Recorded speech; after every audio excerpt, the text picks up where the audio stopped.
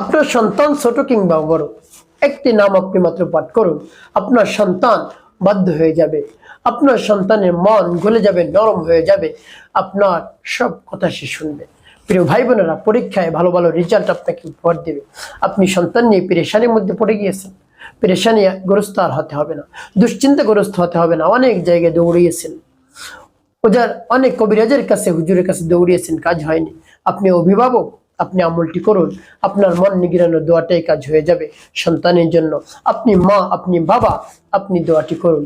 আপনি এই দোয়াটি যদি করতে পারেন, মন নিগড়ানোর দোয়াটি, তাহলে আপনার সন্তান বাধ্য হবে।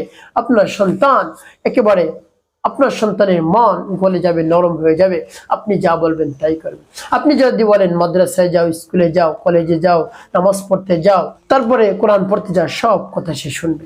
প্রিয় ভাই বোন, আপনার অবাধ্য হবে না। আপনার কাছে এসে বলবে, বাবা আমি মাদ্রাসায় যাই, স্কুলে যাই, কলেজে যাই, আর কোনোদিন আমি মিস করবো না। এভাবে আপনার কাছে বলবে, এত মন গলে যাবে, নরম হবে, বাধ্য হয়ে যাবে, এত বিনয়ের সাথে সে কথা বলবে। প্রিয় ভাই বোনেরা, আপনি অভিভাবক হয়ে যদি আপনি আমলটি করতে পারেন সন্তানের জন্য, প্রিয় ভাই বোনেরা, আমলটি কেমন করে করবেন, কখন করবেন, কিভাবে করবেন আমি বলে দিচ্ছি। আমলটি করে কিভাবে উপকৃত হবেন বলে দিচ্ছি। প্রিয় ভাই বোনেরা, আমলটি করার ক্ষেত্রে আপনাকে উত্তম রূপে পবিত্রতা অর্জন করতে হবে। তারপরে একেবারে উত্তম পোশাক পরিধান করবেন, কেবলামুখী হয়ে নির্জন একটি জায়গায় আপনি বসবেন, পবিত্র একটি স্থানে। তারপরে আপনার জীবনের গুনার কথা স্মরণ করে ইস্তেগফার পাঠ করবেন, আস্তাগফিরুল্লাহ আস্তাগফিরুল্লাহ আস্তাগফিরুল্লাহ, বা পূর্ণ ইস্তেগফারটি আপনি পাঠ করতে পারেন। আস্তাগফিরুল্লাহ রাব্বি মিন কুল্লি যামবি ওয়া আতুবু ইলাইহি লা হাওলা ওয়া লা কুওয়াতা ইল্লা বিল্লাহিল আলিয়্যিল আযীম।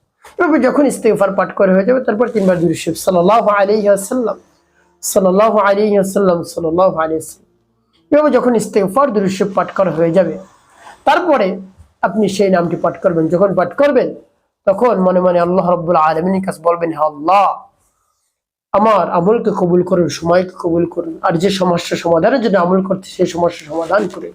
এভাবে আল্লাহ রাব্বুল আলামিনের কাছে বলবেন, তারপরে আপনি সেই নামটি পাঠ করবেন। আর আল্লাহ রাব্বুল আলামিনের নাম যদি আপনি স্মরণ করেন, তাহলে আল্লাহ রাব্বুল আলামিন এমনি খুশি হয়ে যান, আপনার সকল চাওয়া পাওয়া রব্বুল কারীম পূরণ করে দেন। সুবহানাল্লাহ বিহামদি। এজন্য আল্লাহ রাব্বুল আলামিনের কাছে বলুন, দেখবেন আপনার সন্তান একেবারে বাধ্য হয়ে যাবে, মন গলে যাবে, আপনার সব কথা শুনবে। এভাবে নামটি পাঠ করে কি করবেন পরবর্তীতে বলে দিচ্ছি, আগে আমলটি শেষ করে নিয়ে। যেমন বিসমিল্লাহির রহমানির রহিম, الشهيد يا الله الشهيد يا الله الشهيد يا الله الشهيد يا الله الشهيد يا الله। যখন পাঠ করে তারপর আপনি আবারও পাঠ করেন, বিসমিল্লাহির রহমানির রহিম, الشهيد يا الله الشهيد يا الله الشهيد يا الله الشهيد يا الله الشهيد يا الله। পাঠ করেন আবার একটু ফুটে, তারপর আপনি মনে দরদ নিয়ে আবারও পাঠ করবেন, বিসমিল্লাহির রহমানির রহিম, الشهيد يا الله الشهيد يا الله الشهيد يا الله الشهيد يا الله الشهيد يا الله। পাঠ করার শেষে আবার একটু ফুটবেন। প্রিয় ভাই বোনেরা, কতবার পাঠ করবেন? গুনি গুনি 300 বার এভাবে পাঠ করবেন। যখন পাঠ করা হয়ে যাবে, তারপরে আপনি কি করবেন? আপনি নবী সাল্লাল্লাহু আলাইহি ওয়াসাল্লামের মহব্বত নিয়ে 5 বার দুরূদ ইব্রাহিম পাঠ করবেন। আল্লাহুম্মা সাল্লি আলা মুহাম্মাদ ওয়া আলা আলি মুহাম্মাদ কামা সাল্লাইতা আলা ইব্রাহিম ওয়া আলা আলি ইব্রাহিম ইন্নাকা হামিদুম মাজিদ। আল্লাহুম্মা বারিক আলা মুহাম্মাদ ওয়া আলা আলি মুহাম্মাদ কামা বারাকতা আলা ইব্রাহিম وعلى آل إبراهيم إنك حميد مجيد. اللهم صل على محمد وعلى آل محمد كما صليت على إبراهيم وعلى آل إبراهيم إنك حميد مجيد.